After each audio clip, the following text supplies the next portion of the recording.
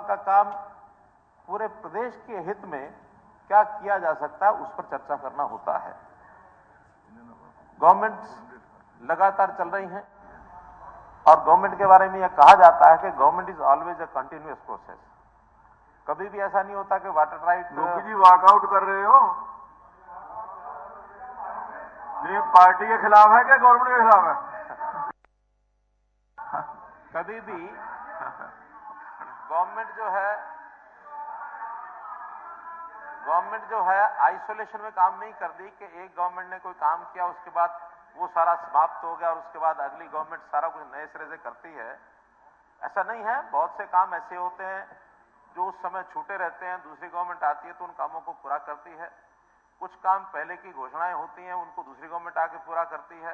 ये अलग बात है कि कुछ गवर्नमेंट्स ऐसी होती हैं बहुत पहले घोषणाएं करती हैं, अपने समय में पूरा कर ही नहीं पाती हैं, तो उसके लिए फिर अगले आने वाली गवर्नमेंट उस पर भी शुरू करती है। मैं तो ये विश्वास दिलाता हूं कि जितने काम पहले छूटे हुए थे उनको हमने अपनी कोशिश पूरी करके उनको पूरा किया और इस 10 साल में बहुत से नए काम हमने शुरू किए, उसका भी हमने उद्घाटन किया है। आज भी बहुत से काम ऐसे हैं जो नई घोषणाएं हैं उनको भी आगे हम पूरा करेंगे, ये हमको पूरा विश्वास है। लेकिन इस बजट सत्र में विपक्ष ने भी जिस प्रकार की चर्चा की उसमें बार बार कुछ जुमले दोहराए गए कि बजट में कुछ नहीं है, कर्ज में डूबा हुआ है, सरकार ने कुछ नहीं किया है, बहुत कुछ ऐसी वैसी बातें की है। इतना ही कहूंगा कि लहजे में कसक और चेहरे पर नकाब लिए फिरते हैं, जिनके खुद के खाते खराब हैं वो मेरा हिसाब लिए फिरते हैं।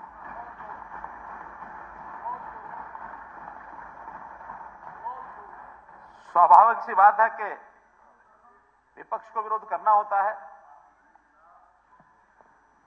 जखम पत्ता पत्ता है, दर्द डाली डाली है, हे मेरे चमन माली कौन है?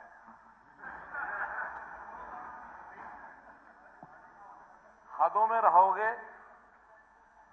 रहोगे तो लिहाज देखोगे, पार कर ली तो मिजाज देखोगे।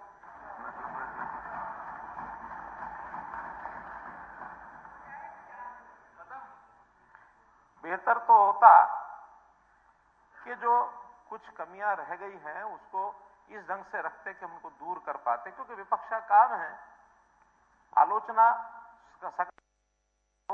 और वास्तव में कुछ सरकार की कमी रहे तो उसको कुछ सुनने को मिल जाए तो हम उसको सुधार करने के लिए भी काम करेंगे, उसके लिए भी धन्यवाद। लेकिन बार बेसिर पर की आलोचना, हमने एक बात शुरू में से कही कि हम अपने समय में फिजूल खर्ची ये नहीं होने देंगे। हम केवल बंदरबाट नहीं होने देंगे, विकास की बात करेंगे और विकास में भी अंडरलाइन ये है जो पहले आज तक होता रहा कि डिमांड बेस्ड बातें होती रही। हम जो खर्च करते हैं वो डिमांड बेस्ड नहीं करते, हम नीड बेस्ड करते हैं, जरूरत के हिसाब से करते हैं। अगर जरूरतें बताई जाएंगी तो निश्चित रूप से उसका असर काम करेंगे, लेकिन मांगने के लिए हमारे यहाँ ये दे दो, हमारे यहाँ वो दे दो, हमारे यहाँ ये दे दो, हमने बहुत विषयों पर अलग अलग विषयों की मैपिंग कराई है कि प्रदेश के किस कोने में किस चीज की आवश्यकता है।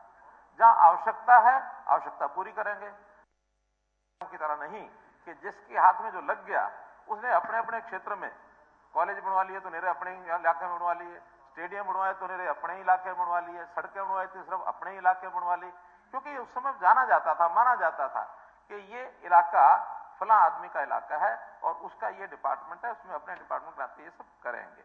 यानी प्रदेश की बजाय किसी एक जिले को प्रदेश मानकर के काम करने की संस्कृति ये जो थी उसको हमने समाप्त किया है। पूरे हरियाणा में सम्यक विकास, हरियाणा एक, हरियाणा में एक, इस आधार पर लगातार 10 साल हम चले हैं और हमने तो बिना मांगे विपक्ष के, बिना बताए, बिना कहे बहुत सी योजनाएं तो ऐसी चलाई कि ये योजना हर विधानसभा क्षेत्र में पूरी होगी। चाहे वो साल के यानी पंचवर्षीय योजना के पहले साल में ही हर विधायक को 5 करोड़ रुपए का काम दिए, चाहे हमने लोकसभा के सांसदों को भी ये कहा कि आप भी 10-10 करोड़ के काम दे दीजिए, चाहे हमने सड़कों की बात कही, चाहे हमने खेत खलियान रास्तों की बात कही, हमने कोई चीजों में ऐसे नहीं किया कि केवल एक क्षेत्र में होगा बाकी में नहीं होगा। भी साइज के हिसाब से अंतर हो सकता है कि अभी ये बड़े गांव हैं, इन्हें पहले कर दें, ये थोड़ा मध्यम गांव है, इसके बाद करेंगे, ये छोटे गांवों से बाद में करेंगे, क्योंकि वो लोकेलिटी का विषय है। शहरों में भी कोई काम पहले नगर निगमों में किया जाता है, उसके बाद परिषदों में किया जाता है, फिर नगर पालिकाओं में किया जाता है। तो हमने सैद्धांतिक तरीके से ही ये सब किया है। एक बात अभी हमारे मित्र कह रहे थे कि हमने माना था चुनावी साल है और इस बार बजट लोक लुभावना बजट होगा, चुनावी बजट होगा, जनता को ये मिलेगा वो मिलेगा। मैं ये बिल्कुल स्पष्ट करना चाहता हूं कि हमारा बजट वही आवश्यकता के अनुसार होता है। चुनावी बजट के नाते चुनाव में जनता को लुभाने का बजट न पहले किया न अब किया, बल्कि मुझे इस बात की खुशी है जो इन्होंने आलोचना की कि हमारी आलोचना रही है कि बड़ा चुनावी जुमला था, ये कोई चुनावी बजट था, क्योंकि आपने इसे माना है और किसी ने भी नहीं कहा है। इस प्रकार का कोई न तो किसी मीडिया में आया है, न किसी विपक्ष ने कहा है, न किसी व्यक्ति ने कहा है। ये तो चुनावी लफाफेबाजी है। हमने चुनाव को ध्यान में रख के नहीं, जनता की आवश्यकता को ध्यान में रख करके बजट किया है। और यदि जनता को विश्वास हो गया कि नहीं, ये सरकार सबका ख्याल रखती है, सबका ध्यान रखती है, तो फिर हमें चुनाव में प्रलोभन देने की आवश्यकता नहीं है। जनता अपने आप निर्णय करेगी कि हमको अगली सरकार कौन सी लानी है। और मैं तो आपको अपना दावा कर चुका हूं कि 2050 तक ये सरकार बीजेपी की रहेगी, ये रहेगी। मित्रों, मेरी अभी उसमें 25 साल का आपको इस बात का पता है? अमृत काल 2050 तक का आपने देना। मेरा और आपका विषय नहीं है, हम व्यक्तियों पर नहीं करते बात, हम तो बीजेपी की कही है, विचार की बात कही है। और 247 का टारगेट हमारा ये विकसित भारत, विकसित हरियाणा, वहां तक तो हमने लेके जाना है, विकसित हरियाणा बढ़ाना है, ये हमारा संकल्प है। विकसित हरियाणा और विकसित भारत का जो टारगेट है वो देश की आजादी को 100 साल जब पूरे हो जाएंगे 2047, वो हमारा टारगेट है, इसलिए मैं कह रहा हूं। अध्यक्ष महोदय, हमने वित्त मंत्री के नाते ये मेरा 5वां बजट ये रहा है। इस 5वें बजट के लगातार 5 सालों में एक बात का जो हमने परंपराएं डाली हैं, उसमें एक विषय था कि हमने लोगों से, संस्थाओं से, चाहे वो आर्थिक जगत की हैं, उद्योग जगत की हैं अथवा सामाजिक संस्थाएं हैं, और हमने विपक्ष के मित्रों से, अपने विधायकों से, सांसदों से सबसे सुझाव मांगते रहे। सुझाव मांगने के प्रकार अलग अलग रहे हैं। बीच में कमेटियां बन गई हैं, कमेटियों की भी अपनी जो भी सुझाव आते हैं उसको वर्तमान सत्र में नहीं तो अगले किसी भी जो हमारा सप्लीमेंट्री बजट होगा उसमें समावेश करते हैं। तो हम सबके साथ परामर्श करके ये बजट बनाते हैं और सहभागिता हमने सबकी बढ़ाई है, इसका भी हमको बहुत बड़ा लाभ हुआ है। कोई पहले समय था केवल मांग थी, वही मंशा सुझाव भी आए हैं, उन सुझाव में भी विचार करके और सबका एक प्रकार से ध्यान करते हैं। हम पैसा जो खर्च करते हैं, जैसा मैंने बताया, पूरे प्रदेश में करते हैं। और बजट पर जब बहस होती है तो चाहे सदन के अंदर नहीं तो बाहर एक बात बार बार कही जाती है, ये तो आंकड़ों की कलाबाजी है, ये तो आंकड़ों की जादूगरी है, आंकड़ों का हेरफेर है। मैं दोनों बातें कहूंगा कि बजट में आंकड़े बहुत महत्वपूर्ण भूमिका निभाते हैं। आखिर बजट सारा सिस्टम ही आंकड़ों पर आधारित है। बजट का एक मूल सिद्धांत होता है प्राप्तियां और खर्च, दाईं ओर का बाईं ओर का कॉलम, इसका जोड़ बराबर ही होना चाहिए, एक पैसे का अंतर नहीं हो सकता। तो जितनी प्राप्तियां होंगी उसी हिसाब से उसका खर्च होगा। जब कभी प्राप्तियां कम होंगी खर्च भी कम होगा। खर्च ज्यादा करना होगा तो प्राप्तियों का ज्यादा व्यवस्था करनी पड़ेगी।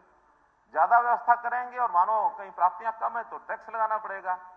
अगर टैक्स लगाएंगे तो विपक्ष के को लोग कहेंगे कि लो जी आपने तो टैक्स लगा दिया, आपने तो, मैं कर्ज पर बताऊंगा, कर्ज पर भी आऊंगा। लेकिन सिद्धांत तो यही है कि या तो प्राप्तियां बढ़ाओ, प्राप्ति, क्योंकि टैक्स लगाएंगे तो प्राप्ति बढ़ेगी, और प्राप्ति की एक जो एक ऑप्टिमम सीमा है, क्योंकि पिछले आधार पर ही प्राप्तियां बढ़ती हैं। पिछला क्रम जो है प्राप्तियों का क्या है उसके हिसाब से होता है। मैं अभी एक डॉक्यूमेंट देख रहा था, उसमें जो एसओटीआर है, स्टेट ओन रेवेन्यू का जो एक आंकड़ा होता है ये मैंने पिछले 2001 से लेके और इस समय तक निकलवाया है। 2001 और 2 में स्टेट ओन रेवेन्यू जो टैक्स था वो था सिर्फ 4,971 करोड़ रुपया, 4,971 करोड़ रुपया। फिर 5,500, 6,300, 7,400, 9,000 इस हिसाब से लगातार बढ़ रहा है। और आज वो 2024-25 में जो बजट के एस्टिमेट हमने लगाए हैं वो है 84,551 करोड़ रुपया, 20 गुना से ज्यादा। ये हमारा स्टेट ओन टैक्स रेवेन्यू बढ़ा है। और जब टैक्स रेवेन्यू बढ़ता है उसके साथ साथ खर्च भी बढ़ता है, और जब खर्च बढ़ता है तो डेवलपमेंट ज्यादा होती है। डेवलपमेंट ज्यादा होती है तो फिर हमारा डोमेस्टिक जो जिसको जीएसडीपी बोलते हैं, डोमेस्टिक प्रोडक्ट, वो बढ़ता है। और जब जीएसडीपी बढ़ेगा तो हमारे पास एक स्कोप बनता है कर्ज लेने का, और वो स्कोप जो होता है वो 3% हमारे एफआरबीएम एक्ट में जो 15वीं फाइनेंस कमीशन है, फाइनेंस कमीशन में ये 3% तो हमारा जो रेट है वो उसका फिक्स है। पहले कोविड के दिनों में 3.5 भी हुआ था, लेकिन वो 3% अगर है तो उस 3% के कारण से और हम जो है अपने उस दायरे के अंदर जितना जितना डोमेस्टिक प्रोडक्ट बढ़ेगा उतना उतना कर्ज लेने की हमारी क्षमता बढ़ेगी। तो मैंने कल बताया था अगर हम कर्ज उस सीमा तक भी नहीं लेंगे, कल को हमारी आलोचना अर्थशास्त्री करेंगे, जो विकास के समर्थक है वो करेंगे कि आपके पास जो स्कोप था आपने पैसा नहीं लिया। हम अपने समय का पैसा कर्ज हम लेंगे में और डोमेस्टिक प्रोडक्ट बढ़ेगा तो वो लेंगे। डोमेस्टिक प्रोडक्ट के हिसाब से कर्ज की सीमा होती है, उसको हमने पार नहीं किया है, और ये हमारी एक फिस्कल पैरामीटर है जिसके आधार पर हम इसमें चल रहे हैं। आंकड़ों के विषय में बता रहा था कि सबसे पहले तो हमारा जो इकोनॉमिक ग्रोथ है वो सभी सेक्टर्स का मिला करके जो एनुअल कंपाउंड ग्रोथ है वो 2014-15 से लेकर 2023-24 तक 6.1% रहा है। और ये 6.1% जो ग्रोथ है ये अपने आप में सारी अर्थव्यवस्थाएं देश भर की जितने प्रांतों की उसमें सबसे अच्छी तो नहीं कहूंगा, हो सकता है हमारे से अच्छे प्रांत भी हों, लेकिन बहुत अच्छी ये ग्रोथ हमारी 6.1% है। इसी नाते से अगर हम फिस्कल पैरामीटर की बात करते हैं तो 15वां फाइनेंस कमीशन उसमें जो एफआरबीएम का जो एक्ट है उसमें 3% का जो मैंने बताया, हमारा 23-24 में भी 2.8% ये हमारा फिस्कल डेफिसिट है, विद इन दैट 3%। और उसके बाद अभी 24-25 में भी इसको हमने प्रोजेक्ट किया है 2.77। It is not near to 3% even, 2.77। हम 0.12% और भी इसमें अगर कर्ज लेना चाहें 2.2 यानी 3 से नीचे 2.77 है, इसको 2.22% और भी लेना चाहें हम ले सकते हैं। लेकिन आवश्यकता पड़ने पर अगर जो हमारा बाद में सप्लीमेंट्री बजट आता है हमारी आवश्यकताएं होंगी तो उस समय भी लेंगे। इसलिए इस भ्रम में हमको किसी को नहीं डालना चाहिए कि हम कोई बहुत गलत काम कर रहे हैं।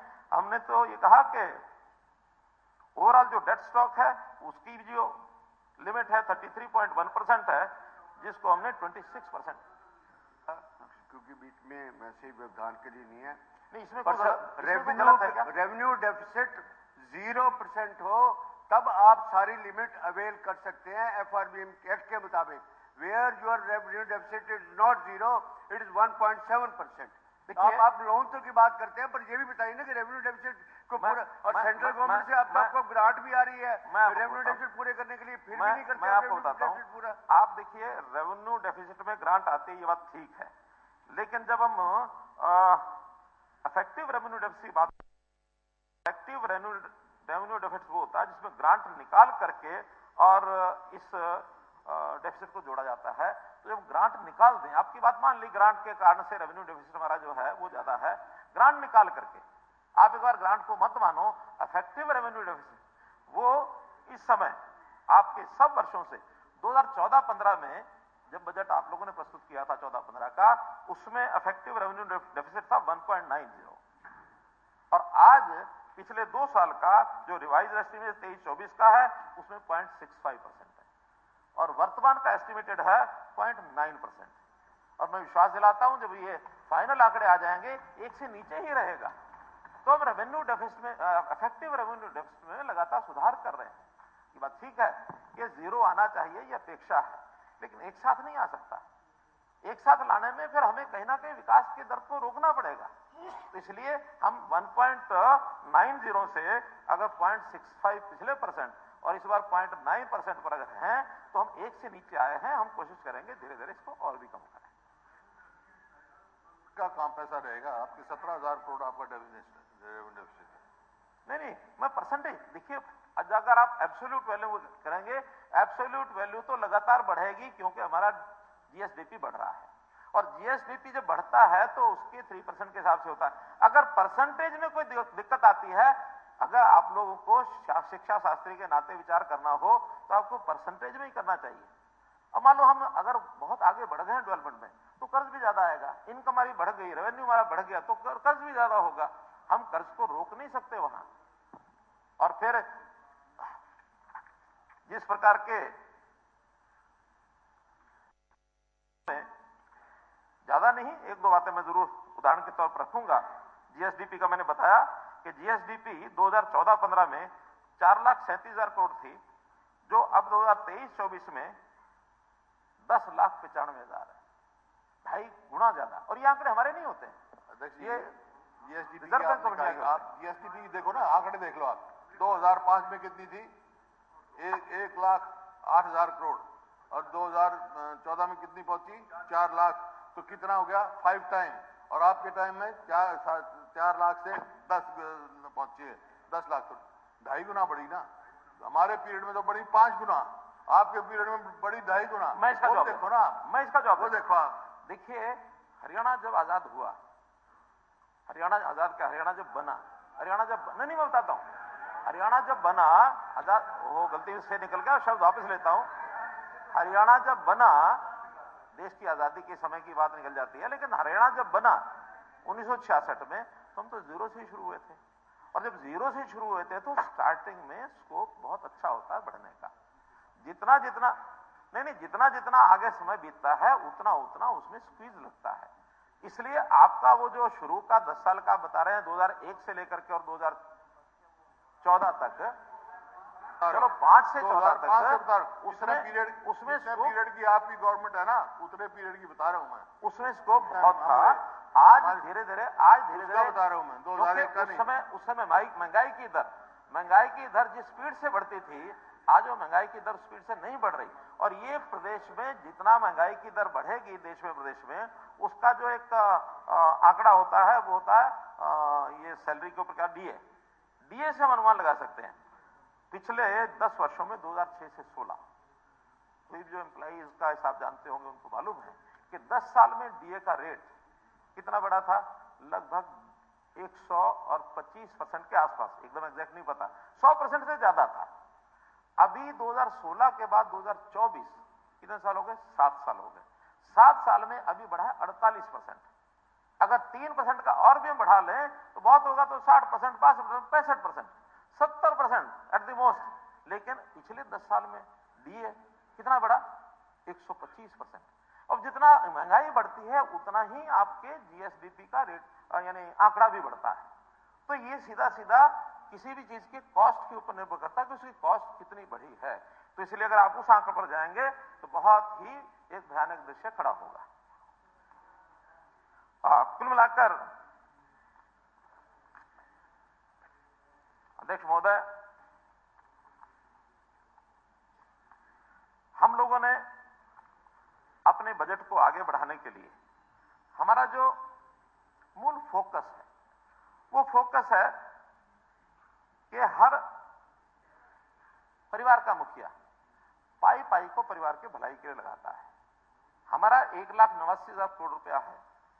हम परिवार के भलाई के लिए पाई पाई का हिसाब ठीक रखते हैं और उसकी प्रायोरिटीज तय करते हैं। हमने प्रायोरिटीज, जैसे कल बजट भाषण में मैंने कहा था, 4 अक्षरों का एक शब्द बनाया था, ज्ञान, गरीब, युवा, अन्नदाता और नारी। सब बता रहे हैं, हम भी बता रहे हैं। आज जिस प्रकार से इस प्रदेश के अंदर जिन हर वर्ग की हम सहयोग और सहायता कर रहे हैं, उससे हमारा हर वर्ग वो संतुष्ट है, कहीं कोई दिक्कत नहीं है। और उसमें भी हर एक वर्ग में मूल भावना है कि अंत्योदय को पहले रखा जाए। अंतिम व्यक्ति, अंतिम परिवार का व्यक्ति, यानी परिवार या समाज का जो अंतिम इकाई पर व्यक्ति, उसको गरीब कह सकते हैं, उसका भलाई पहले हमने की है। बहुत विषय आया कि आपने एससी की बात नहीं की, बीसी की बात नहीं की। हम कहते हैं एससी और बीसी, अगर इसका आंकड़ा उठाकर देख लिया जाए, हमारा जो पैरामीटर है बीपीएल का, उस पैरामीटर में सबसे ज्यादा अगर कोई वर्ग आता है तो एससी बीसी ही आएगा। जब कभी ये 1,20,000 रुपए का पैरामीटर पिछली सरकारों के समय था, जिसको एससीसीसी डाटा, इसके हिसाब से उसको आंका गया था, उसमें 15 लाख परिवार थे हरियाणा में। फिर बाद में जब ये शुरू हुआ कौन सा स्वास्थ्य की योजना, आयुष्मान शुरू हुआ, तो उनको आयुष्मान कार्ड बनाने के लिए और उनको बुलाया गया या उनको ढूंढा गया, 9.5 लाख परिवार हमको मिल पाए। 8 लाख परिवार तो उस श्रेणी में मिले ही नहीं, ढूंढने से भी नहीं मिले।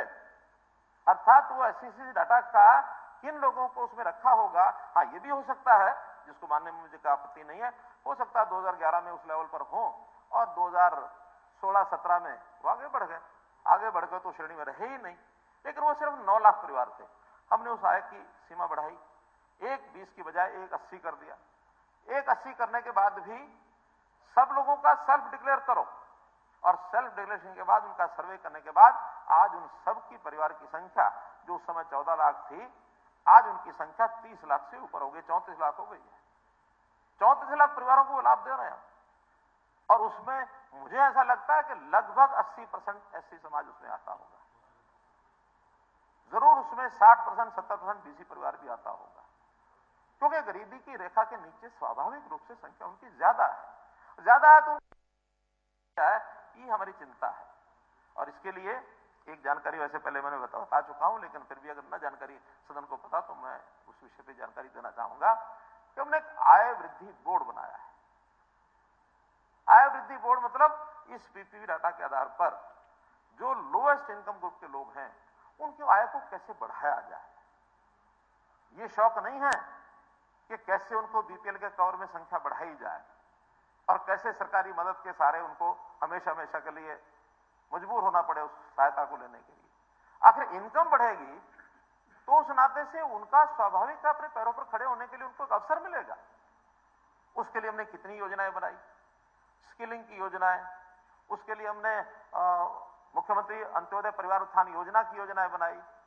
उसमें हमने आयुष्मान तो हमारी एक सेवा है, लेकिन उनको सहायता सहयोग करने के लिए हमने एचकेएम के माध्यम से गरीब आदमी को नौकरी पहले मिले। हमने जो स्वाभाविक योजना है स्टाफ सिलेक्शन कमीशन के माध्यम से उनको भी, जिसके परिवार में एक भी नौकरी नहीं उसको 5 अंक अलग मिले। सारी भर्तियों में आधे लोग ऐसे हैं जो उन 5% के अंक को लेकर के आगे बढ़ते। बात है कि उसके पीछे भी कुछ लोग पड़ गए हैं कि नहीं उसको कैसे फिल किया जाए। जो मैं उस दिन कह रहा था कि ये एक भर्ती रोको गैंग बना है जो इन्हीं विषयों को लेकर के और कोर्ट में पहुंच जाता है कि हमारा जी हक मारा गया, 5 अंक अलग क्यों दिए जा रहे हैं, इनको 2.5 अंक अलग क्यों दिए जा रहे हैं।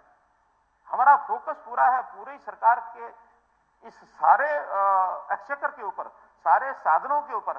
पहला अगर अधिकार है तो गरीब का है, पहला अधिकार गरीब का है। उस गरीब को उसको उत्थान के लिए हम सब कुछ करेंगे, योजनाएं सब बनेंगे। और अंत्योदय के नाते से एक हमारा फोकस है कि अंत्योदय यानी हमारी एक हमारी सैद्धांतिक, एक हमारी कल्पना नहीं, हमारी एक जिसको कन्विक्शन है, उस कन्विक्शन को लेकर के पंडित दीनदयाल जी ने कहा था कि समाज का अंतिम खड़े व्यक्ति को, समाज का अंतिम परिवार, या अगर आबादी के हिसाब से तो जो गांव पिछड़े हैं, दूर हैं, उनको लेके आगे चलेंगे तो देश का, समाज का भला होगा। मेरा तो उसमें एक ही कहना, कबीर जी का दुआ है, एक साधे सब सधे, सब साधे सब सींचे मूल को, फले फूले अघाए, फले फूले अघाए। हम अंत्योदय की एक साधना करते हैं कि अंत्योदय की इस लक्ष्य को प्राप्त करने के लिए अगर हम इस विषय पर आगे बढ़ेंगे तो पूरा समाज सुखी होगा। आप फिर नो हंगर पे 18% क्यों खर्च कर रहे हैं और गरीबी उन्मूलन पे सिर्फ 8% क्यों खर्च करते हैं? क्या 18%? नो हंगर 18%, 30,000 करोड़ रुपए खर्च कर रहे हैं, और वहां पर सिर्फ पॉवर्टी एवोल्यूशन के लिए सिर्फ 8% पैसे खर्च कर रहे हैं। क्यों? आप तो कह रहे हैं कि हम उनकी उम्र सब कुछ बढ़ाएंगे, हम नहीं चाहते कि बीपीएल ज्यादा रहे, सब कुछ करेंगे, तो why you are spending more amount of no hunger? एक केंद्र सरकार की योजना है कि जिसमें अनाज मुफ्त दिया जाए, बीपीएल को अनाज मुफ्त दिया जाए, और उस मुफ्त अनाज के नाते से ये पैसा नो हंगर, हालांकि हंगर नहीं है, लेकिन एक योजना है, उस योजना में 5 किलो अनाज हर परिवार को मुफ्त दिया जाए, उसमें वो पैसा खर्च होना ही होना है।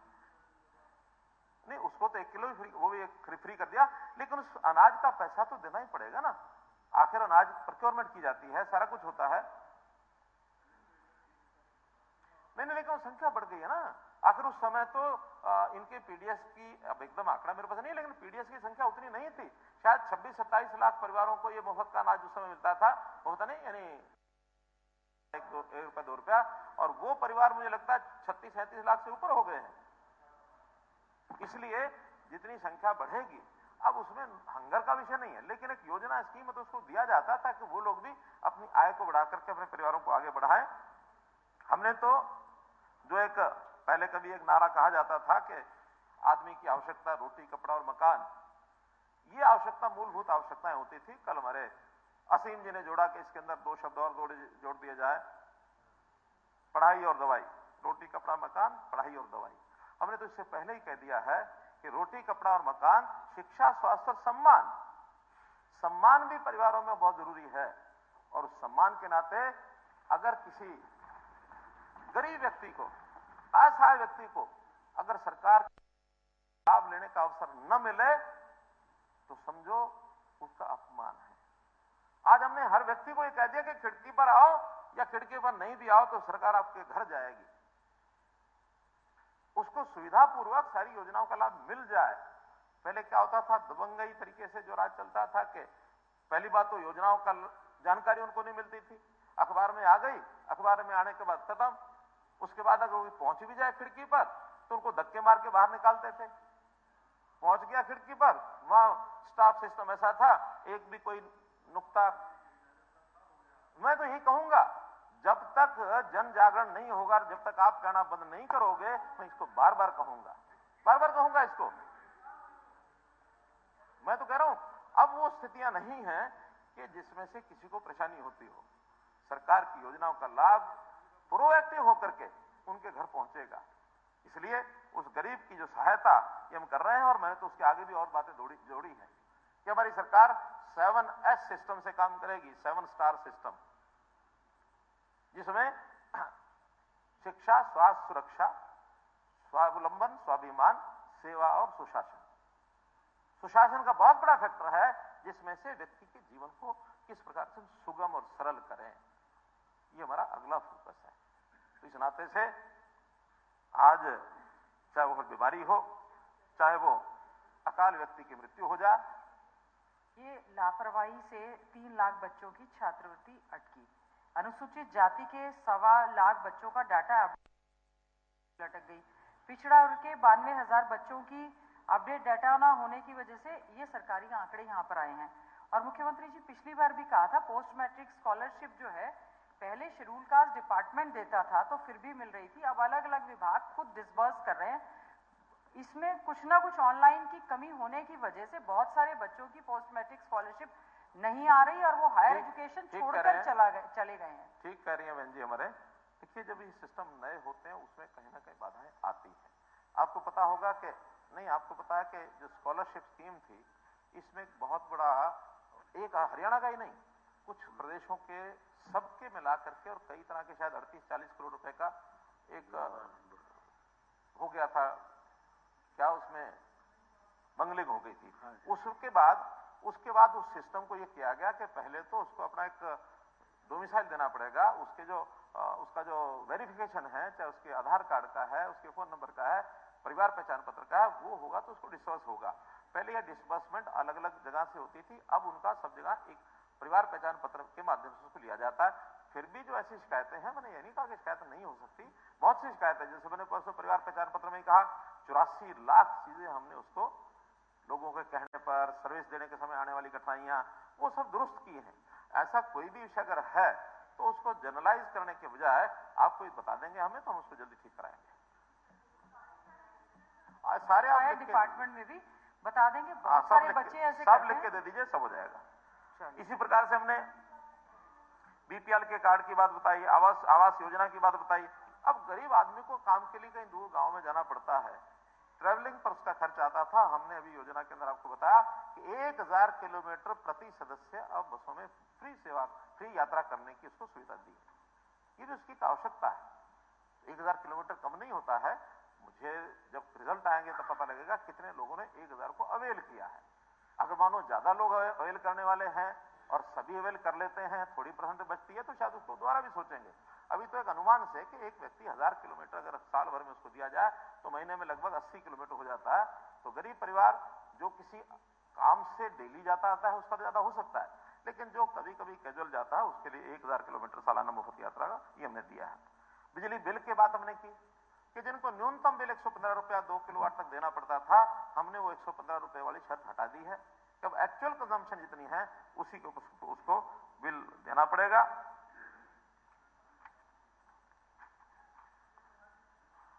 कुल मिलाकर देखिए, धरातल पर हम सबको देखना है। सब जब देखेंगे और उसमें मैं क्या कह रहा हूं, जब सब देखेंगे तो उन चीजों को कर्मचारी आप लाठी बरसाई वो मैं बताऊं कि ये अनाप शनाप बातें, एक उदाहरण देता हूँ। आप नहीं कोई उदाहरण नहीं चाहिए मुझे। तो सरकार की नीतियां हैं वो मैं बताऊंगा, बजट का हिसाब है वो बताऊंगा। हर चीज में आलोचना करने का ये कोई कार्यक्रम नहीं होता है। आपने बहुत बोला है, कल भी बोला, आज भी बोला, उससे पहले भी 2-3 दिन और बोला है, चाहे वो नो कॉन्फिडेंस हो, चाहे उसके राज्यपाल का भाषण हो, सब विधायकों ने बोला है। और यही बार-बार बोला जो आप बोल रहे हैं। हाँ, मैं हर बार ये कहता हूँ चलो ठीक है बोल ले। आधे घंटे की बात होती है, 2-2 घंटे क्यों लगवाते हो? आधे घंटे मैं अपनी बात कहूंगा, आपके कहने से कुछ चेंज नहीं होगा। मैं तो कह रहा हूं जल्दी खत्म कर देता हूं, आप नहीं बोलोगे तो जल्दी करूंगा। कुछ विषय जरूर उठाए गए, बहुत ज्यादा नहीं, थोड़े विषय हैं जो मैं आपके सामने जरूर रखना चाहता हूं। देखिए, बार बार जो बोलने से कोई बड़ा नहीं बनता आदमी, कद बड़ा नहीं होता है। एड़ियां उठाने से ऊंचाइयां तो हासिल होती हैं सर झुकाने से। इंफ्रास्ट्रक्चर के नाते से बहुत सी बातें कही, लेकिन एक नई बात आई थी वो आरआरटीएस की, शायद नीरज जी ने उठाई या किसी ने उठाई, नहीं है।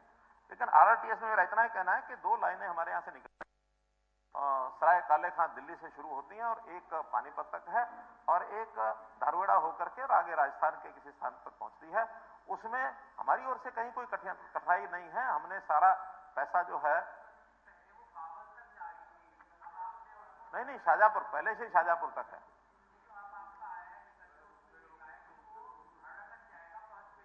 देखिए, वो फेजिंग हमारी नहीं है। फेजिंग जो है वो डिपार्टमेंट की है, केंद्र सरकार उसको कर रही है। जैसे इधर भी पानीपत की बजाय करनाल तक का विषय था, लेकिन फर्स्ट फेज में पानीपत है। नहीं, अब तो उसका पैसा हमने जमा करा दिया। मैं अगली बात बता रहा हूं, इसलिए बता रहा हूं। उसका हमने अपने हिस्से का पैसा जमा करा दिया और जमा कराने के बाद एक मिनट, दिल्ली ने पैसा अपना जमा, बैठ जाओ नीरज जी, बैठ जाओ। दिल्ली ने अपना पैसा जमा नहीं कराया था, सुप्रीम कोर्ट तक केस गया और सुप्रीम कोर्ट ने दिल्ली के लोगों को, दिल्ली सरकार को फटकार लगाई। बाकायदा उनको ये मंगाया कि आप पिछले सालों का अपना एडवर्टाइजमेंट का खर्च लाइए, और एडवर्टाइजमेंट का खर्च देख करके उन्होंने कहा कि जब तक तुम पैसा जमा नहीं कराओगे तब तक तुम अपनी एडवर्टाइजमेंट ही बंद कर दो। अल्टीमेटली उन्होंने पैसा जमा करा दिया है और अब दिल्ली ने एनओसी दे दिया है, तो इसके नाते से उस काम को आगे बढ़ रहा है, आगे बढ़ेगा, कहीं कोई उसमें कठिनाई नहीं है। दिल्ली ही एकमात्र उसमें बाधा थी, वो दूर हो गई है। इसी प्रकार कल विषय, वैसे तो लॉ एंड ऑर्डर के नाते से साहब ने सारी बातें स्पष्ट की थी। एक विषय कल जो रह गया था उसको मैं बताऊंगा केवल मात्र, अब बताने से, क्योंकि आंकड़े होते हैं इसलिए आंकड़े तो सच्चाई बोलते हैं। कोई चैलेंज करना चाहे तो कर सकता है, लेकिन उसमें उस समय में जो कुछ आंकड़े थे, जो चक्रवृद्धि एक उसकी दर थी बढ़ने की, उसमें जो कमी आई है केवल उसको इंगित करूंगा मैं। मर्डर में जो वृद्धि थी 10 साल की 5 से 14, वो 3.9% थी ग्रोथ रेट जो था, और 14 से 23 ये -0.51, यानी वो दर घटी है, बड़ी नहीं है। डकैती में जो वृद्धि दर 7.73 थी वो घटी है -3.92। रॉबरी में जो दर 9.38 थी वो घटी है 3.23 पर आ गई है। 6 अंक उसके घटे हैं ग्रोथ रेट में। स्नैचिंग में जो वृद्धि दर 10.86 थी वो 4.53 आ गई है। मैं ये नहीं कहता कि ये बिल्कुल खत्म हो गए अपराध, लेकिन आखिर दर घटना भी अपने आप में एक इंडिकेटर होता है। देखिए, वो रैंकिंग का विषय कल आपने मुझे दिया है, मैं उसको ऑथेंटिकेटेडली देखूंगा, क्योंकि वो तो केवल टाइप करके आपने अपने साइन करके दिया है। I will have to check from the report itself. हाँ, उसको चेक करेंगे, मैं उसको बताऊंगा आपको। वो आप क्योंकि एनसीआर की रिपोर्ट का कागज होता तो मैं शायद उसको मानता, वो चूंकि टाइप किया हुआ एक कागज आपका हस्ताक्षर किया हुआ है, मुझे उसको चेक करने का एक समय तो चाहिए ना। ऐसा नहीं, मैं तो कह रहा हूं मुझे चेक करने के लिए समय चाहिए, उसका जवाब दे सकता हूं, दूंगा। अभी तो जो मैं बता रहा हूं उसमें कोई गलती हो तो बताना ये गलत है। नहीं, आप मेरे से ले लीजिए, हाँ ले लीजिए, चेक करें, हाँ देख के बताएं। लेकिन रेप में ये भी 10.86% की वृद्धि थी, परसेंट नहीं है, ये एनुअल ग्रोथ रेट है, तो किसी की तुलना में होता होगा। और अब है 5.01। असॉल्ट अगेंस्ट वुमेन, ये 18.02 की वृद्धि और अब 2.62 की वृद्धि है। किडनैपिंग ऑफ माइनर 22.61 इसकी वृद्धि है और अब 3.49 की वृद्धि है। अटेम्प्ट टू मर्डर 4.81 अब 2.59 है। असॉल्ट ऑन गवर्नमेंट सर्वेंट 4.41 की तुलना में -2.81। डॉरी डेथ 3.66 की तुलना में -4.1। हरासमेंट फॉर डॉरी 5.91 की तुलना में 3.85। तो मैं इसलिए बता रहा हूं कि इस सारे मामले को लेकर के कहीं भी चिंता इस बात की तो है कि ये भी नहीं होना चाहिए, लेकिन फिर भी अगर कोई इंडिकेशन मिलता है कि पहले से गति कम हुई है तो आगे उसको, कुछ जगह माइनस आई है, बाकी जगह में माइनस लाएंगे और कम करेंगे। इस समय एक मैं जरूर घोषणा भी करना चाहूंगा। मुख्यमंत्री जी, सदन का समय 1 घंटे के लिए और बढ़ाया जाता है। मुझे तो 1 घंटा नहीं लगेगा, मुझे तो थोड़ा समय लगेगा। अब नहीं, मुझे समय नहीं लगेगा, मैं तो डिमांड्स के खत्म हो गए तो वो तो उससे पहले हो जाएगा तो खत्म हो जाएगा, तो उसको एक बार मैंने कहा बार बढ़ाने की दिया था। एक घोषणा मैं करना चाहता हूं, जैसे एनसीआर एरिया में दिल्ली के साथ टच करते हुए मेरे 4 जिले हैं, उसमें फरीदाबाद, गुरुग्राम, झज्जर और सोनीपत। इसमें 3 जिले ऐसे हैं, फरीदाबाद, गुरुग्राम और सोनीपत, जिसको पुलिस के नाते हमने कमिश्नरेट बना रखा है। वह सीपी होता है, सीपी आईजी डीआईजी लेवल के आदमी ही होते हैं। झज्जर उसमें अभी नहीं था कमिश्नरेट। ये बात भी ठीक है कि लॉ एंड ऑर्डर की स्थिति को देखते हुए उतना ही झज्जर जिले में भी, बहादुरगढ़ एरिया में खास करके कुछ चीजें ऐसी हैं जो चिंताजनक हैं। तो मैं आज घोषणा करता हूं कि हम झज्जर जिले को भी कमिश्नरेट बनाते हैं पुलिस का, और वहां भी सीपी लेवल के अधिकारी को उसके हवाले करेंगे। एक बात बत्रा साहब ने उठाई थी, अब वो शब्दों का महत्व बत्रा साहब से ज्यादा कोई उसका एनालिसिस नहीं कर सकता है, क्योंकि वो स्वयं एडवोकेट है और एडवोकेट होने के नाते कोर्ट तो एक एक शब्द को पकड़ लेते हैं। मैं कोर्ट तो भले नहीं हूं, लेकिन शब्दों की समझ रखता हूं। रोहतक में मैंने जो एक मंच से ये कहा था कि 4 शहरों की नगर पालिका है, इन 4 शहरों की नगर पालिकाओं के लिए हमने 120 करोड़ रुपया मंजूर किया है। और इन्होंने एक प्रेस कॉन्फ्रेंस में जाकर कहा कि मैंने 120 करोड़ रुपए की घोषणाएं की है। पहली बात है, मंजूर करना और घोषणा करने में अंतर है। मंजूर होता बजट, जैसे आज भी हम 1,89,000 करोड़ की ये मंजूर है बजट। एक्चुअल क्या होगा, कौन सा काम होगा, घोषणा कितनी होगी, एक अलग बात है। आपने कहा कि नहीं, एक सरासर, क्योंकि आपके अखबार में ही छपा है कि 120 करोड़ रुपए का घोषणा विधानसभा में मुकरी सरकार। मुकरना इसलिए कि घोषणाएं नहीं थी।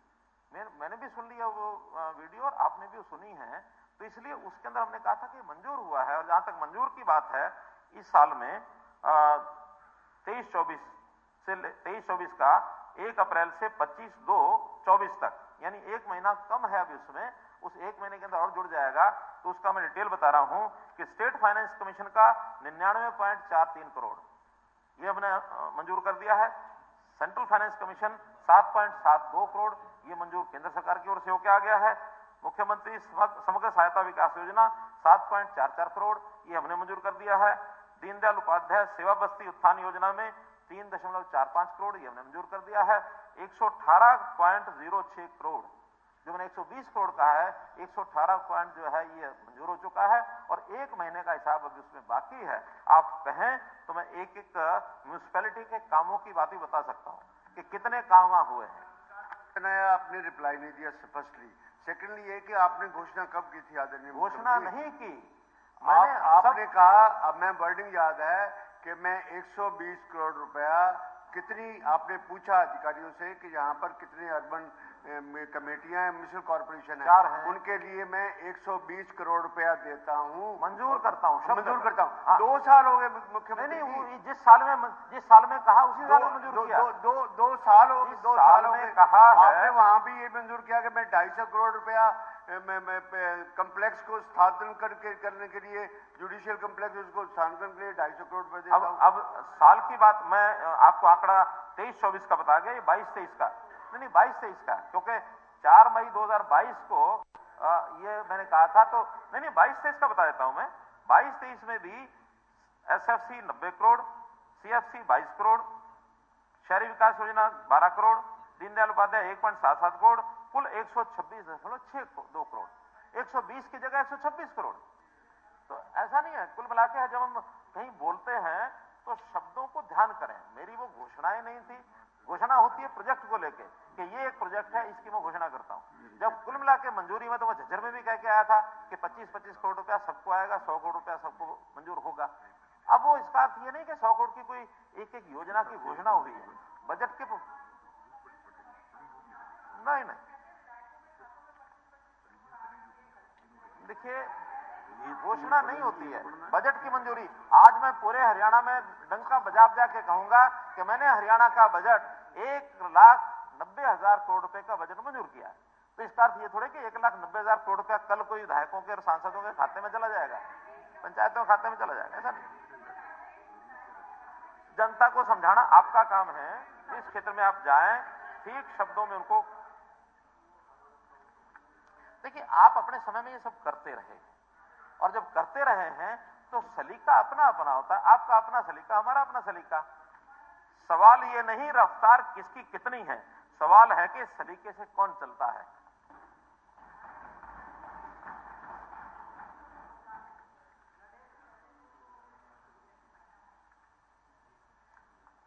एक विषय तो बहुत है, लेकिन एक विषय बोल करके कुछ मैं अपनी घोषणाएं 2-3 करूंगा, और वो विषय है कि हमारे किसी एक माननीय सदस्य ने, शायद बलराज कुंडू ने ये विषय उठाया था कि 5 साल हो गए ग्रुप डी के स्थान को, उनको पोस्ट डिपार्टमेंट, उनको जो है उनकी पदोन्नति वो नहीं हुई है, भर्ती हुई ग्रुप डी के कर्मचारी, ग्रुप सी में पदोन्नति हेतु ऐसा एक प्रस्तावित किया गया, जो कि स्वीकृत हेतु विचाराधीन है। ये जवाब आया।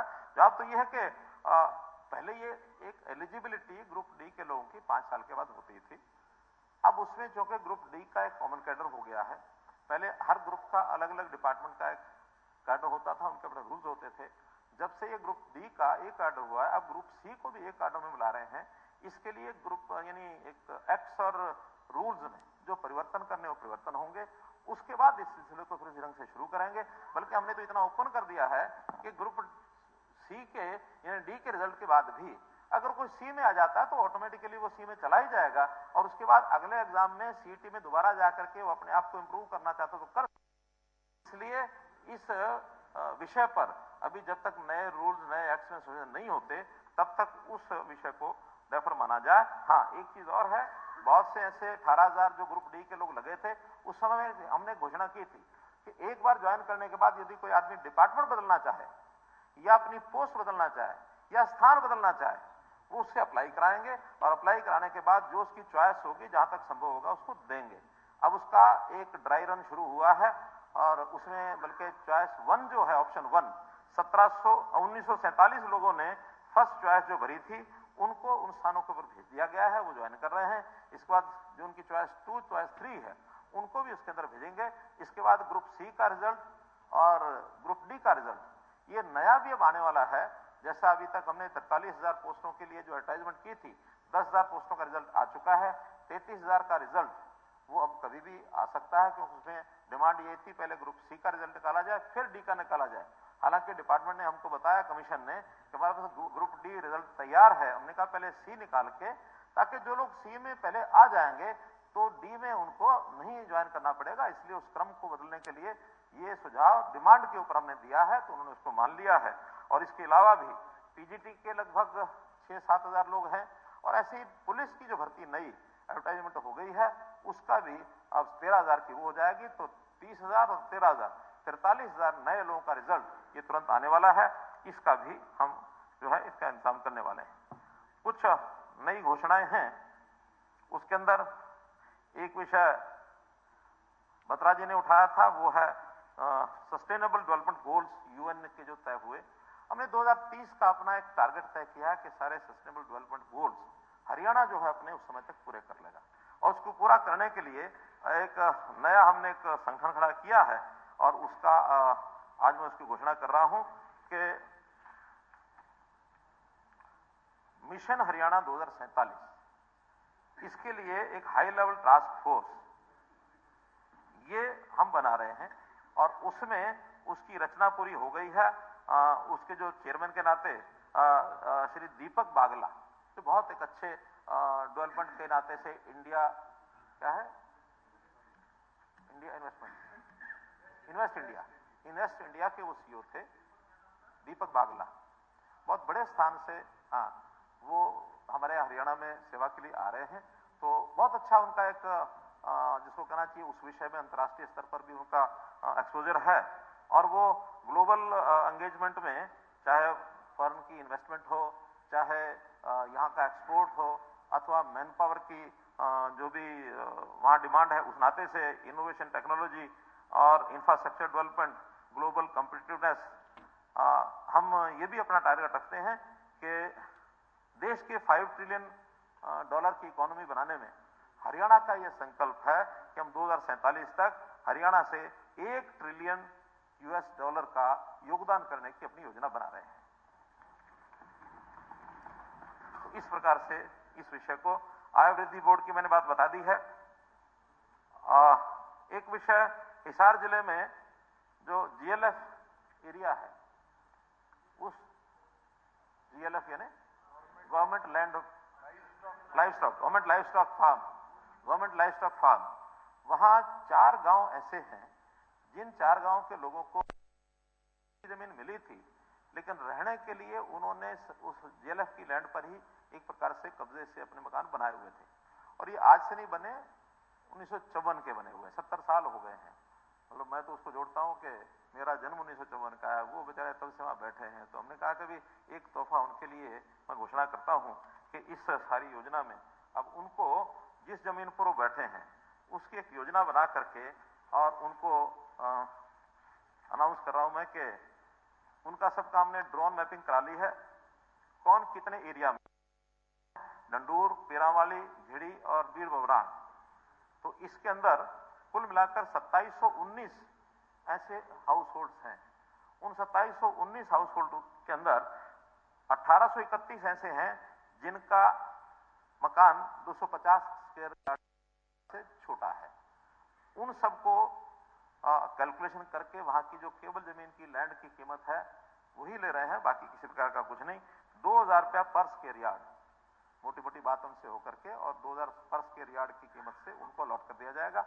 ऐसे ही जो से 1 कनाल तक है वो क्योंकि थोड़ा क्रॉस कंपनसेशन के नाते से उनको 3000 रुपया पर स्क्वायर यार्ड, जो 742 रेजिडेंट हैं तो इनको 3000 रुपया पर स्क्वायर यार्ड, और जो 1 कनाल से भी ऊपर हैं अप टू 4 कनाल आधा जिनका कब्जा है उनको 4000 रुपया पर स्क्वायर यार्ड, ये कुल 146 रेजिडेंट हैं तो इनको ये दिया जाएगा। और 4 कनाल से ऊपर 17 रेजिडेंट हैं, उनको 4 कनाल तक ही सीमित किया जाएगा, और बाकी उनकी जमीन को वहां गांव की जो आवश्यकता है कॉमन लैंड के नाते उसमें उसको उनको शामिल किया जाएगा। सीएम साहब 1 मिनट भाई।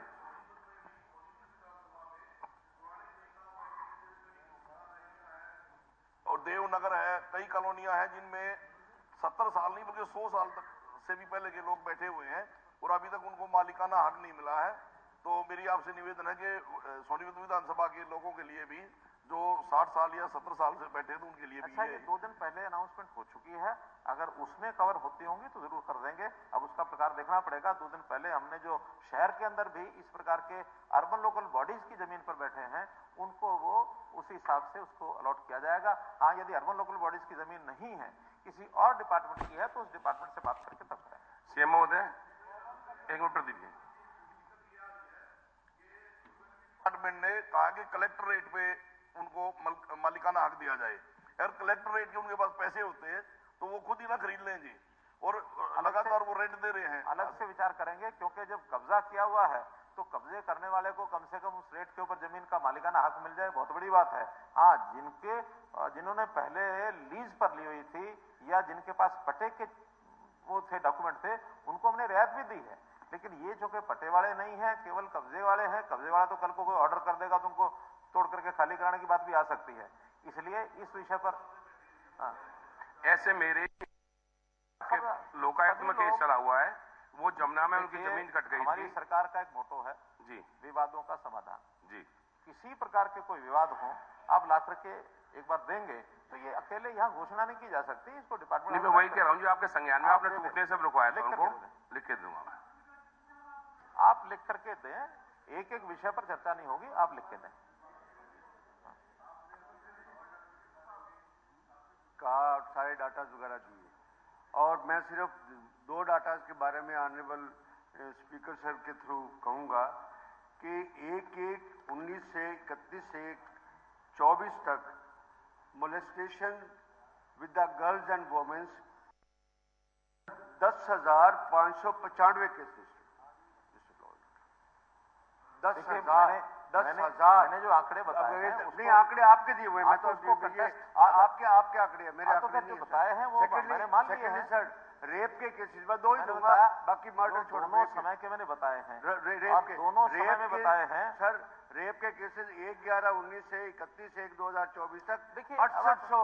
आप बत्रा जी देखिए, मैंने आंकड़े तुलनात्मक बताए हैं, और वो अब भी बताया मैंने, वो अब के भी बताए हैं, उसमें भी बताया मैंने। तो ग्रोथ रेट बताया कि ग्रोथ रेट उसमें हमारे समय का कम हुआ है, आपके समय का ज्यादा था। मैं तो ये कहूंगा कि खुद किए तुमने दीवारों में सुराख, अब कोई झांक रहा है तो शिकायत कैसी? अपने सुराखों को पहले मिटाओ। एक मिनट, ऐसे मत खड़े हो। अब मुख्यमंत्री जी खड़े हैं, ऐसे थोड़ी आप खड़े हो जाएंगे। एक मिनट अभी 1 मिनट जरा। अभी एक घोषणा और है, उसमें हमारी जो सब्जी मंडी के आड़ती भाई हैं, उनकी मार्केट फीस को लेकर के पिछले दिनों में एक चर्चा और विवाद हो गया था, और उसमें अभी लेटेस्ट उनके साथ बैठ करके हमने जो तय कर दिया उसकी घोषणा मैं आप सबको बता रहा हूं। पहली बात तो कि वहां 1% मार्केट फीस और 1% HRDF लगता था। हमने उनके साथ बैठ के सब्जी मंडियों के लिए HRDF को हमने माफ कर दिया है कि HRDF पर नहीं लगेगा, केवल सब्जी मंडियों में। अब HRD जीरो कर दिया, बता रहा हूं, माफ कर दिया नहीं जीरो कर दिया। मार्केट फीस ऐसा है कि मार्केट के मंडियों के विस्तार के लिए, क्योंकि बहुत शहरों में मंडियां बिल्कुल अंदर आ गई हैं और अंदर भीड़ भड़का ट्रैफिक बहुत हो गया, उनका काम भी नहीं चल रहा है। नई मंडियों की भी डिमांड आई हुई है, तो अब जो उनसे बैठ के बात हो गई और वो सहमति से बात हुई है, तो कोई भी रेवेन्यू अगर ऐसे बिल्कुल खत्म करता जाएगा, काम तो उन्हीं का रुकेगा। आखिर कोई काम आगे बढ़ाने के लिए सहमति बनानी पड़ती है, उनसे सहमति बन गई हमारी, और उस सहमति में जो मार्केट फीस है उसको लमसम रूप में लिया जाएगा, और लमसम में पिछले 2 साल का 23 और ये 23-24 2 साल का जितना एक्चुअल मार्केट फीस उनकी है उसकी एवरेज के हिसाब से हर एक से लिया जाएगा। वो अकाउंट हमारे पास है, एवरेज जो है। अब उनके दुकान पर इंस्पेक्टर नहीं जाएगा कोई, जो एवरेज होगी वो उनसे इस साल ले लिया जाएगा। और इसी प्रकार यदि फिर भी कोई कहता है कि मैं एवरेज के हिसाब से नहीं देता, मैं तो 1% के हिसाब से ही दूंगा, वो ऑप्शन उसको दी है। ठीक है, आप 1% अगर कहना चाहते हो तो 1% के हिसाब से अपना सेल परचेज करिए, और जैसे असेसमेंट होती है वो असेसमेंट के नाते से उसको वो दे दिया जाएगा। 2 चर्चाएं मैंने बजट भाषण में की थी, हालांकि घोषणाएं पुरानी है, फिर भी चर्चा की थी, इसलिए उस चर्चा के नाते केवल साझा कर रहा हूं बात कि हमने एक साझा बाजार की घोषणा की थी। तो 23 फरवरी को ये मैंने घोषणा की थी, 24 को ही एक स्थान पर यानी करनाल में 15 है या 12 है, जो भी कुछ है, लेकिन साझा बाजार की वो दुकानें फोटा कैबिन बना करके और अलॉट भी कर दी हैं, और उससे बहुत प्रसन्नता उन लोगों में है। और बाजार के अंदर उस प्रकार के, इसी प्रकार जो हमारा पशुपालन विभाग में पशु एम्बुलेंस और मोबाइल हॉस्पिटल की जो बात की थी, उसके अंदर 70 नई मोबाइल वैन चलाने की बात थी। वो भी हमारे महेंद्रगढ़ में पशु मेला लगा था, वहां हमने 70 मोबाइल मंगा करके और मोबाइल वैन उनको भी रवाना किया है। उसका नंबर 1962 1962 नंबर जो उसकी कॉल है उसके ऊपर करने से एम्बुलेंस जो है हर एक किसान को देगी। मित्रों, माननीय अध्यक्ष महोदय, हमारे इस सेशन में कुल मिलाकर के इस बजट के बारे में बहुत सी चिंताएं की गई, बहुत सी की गई। सब गलत होती है ऐसा नहीं है। जो ठीक सुझाव और ठीक बातें कही गई हैं, सरकार उनका 100% उनके ऊपर ध्यान करके जितना ज्यादा संभव उसको पूरा करने की कोशिश करेगी। और मैं निवेदन करता हूं आपके माध्यम से सदन को कि इस बजट को, इनकी जो मांग है, इसको पारित किया जाए सर्वसम्मति से, ताकि अगले वर्ष का बजट जो है पारित होकर के हम इस काम को ठीक से आगे बढ़ा पाए।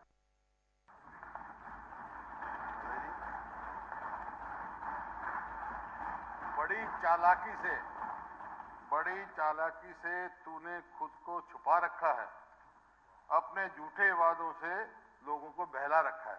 झूठी बातें सब।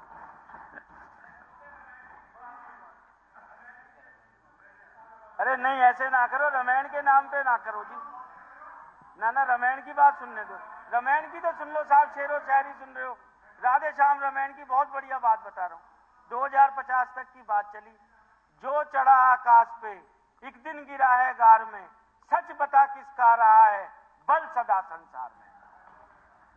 महोदय, जल्दी जागना हमेशा अच्छा होता है। जल्दी जागना हमेशा अच्छा होता है, फिर चाहे वो नींद से हो, अहम से हो या फिर वहम से हो। बजट का तो आपका निष्कर्ष मैं निकाल देता हूं। नहीं अध्यक्ष जी, ऐसा आपने पूछा। कोई किसी के पास गया, उम्मीद लेके गया, जैसे लोग बजट की उम्मीद लेके आते हैं। बड़ा जमींदार था, उसने कुछ दिया नहीं, तो उसने जाते वक्त क्या कहा? अब मैं खट्टर साहब को कहता हूं, खट्टर बाबा ठाठ के लेने देने को कुछ नहीं, जयराम जी की बाबा कुछ नहीं।